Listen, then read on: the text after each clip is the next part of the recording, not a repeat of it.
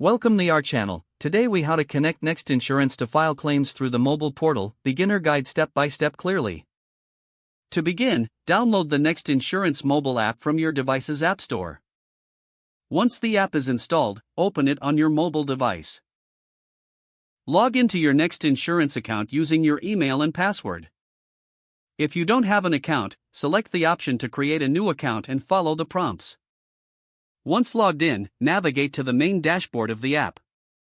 Look for the menu icon, usually located in the top corner of the screen. Tap on the menu icon to reveal a list of options available within the app. Select the option labeled Claims from the menu. You will be taken to the Claims section of the app. Here, look for the button that says File a Claim or Start a Claim. Tap on this button to begin the claim filing process. The app will prompt you to provide details about the incident. Fill in the required information, such as the date of the incident and a brief description. You may also need to upload relevant documents or photos. To upload files, tap on the designated upload area and select the files from your device. Once all information is entered and documents are uploaded, review everything for accuracy.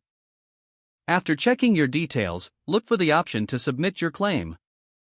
Tap on Submit to send your claim to Next Insurance. You will receive a confirmation notification once your claim is successfully submitted. Keep an eye on your email or notifications for updates regarding your claim status. If you have any questions, the app usually provides support options in the menu. You can access frequently asked questions or contact customer support for further assistance. If the page does not load, refresh the browser or try again in a private or incognito window. Make sure you are using the correct email address, then retype it carefully to avoid small typos. If your password is not accepted, use the reset option and create a new strong password you can remember. Check your spam folder for verification or security emails, then complete any requested confirmation steps. Enable two-factor authentication if available to improve account security and reduce unauthorized access risk. After signing in, review your profile details so your contact information and settings are accurate and current.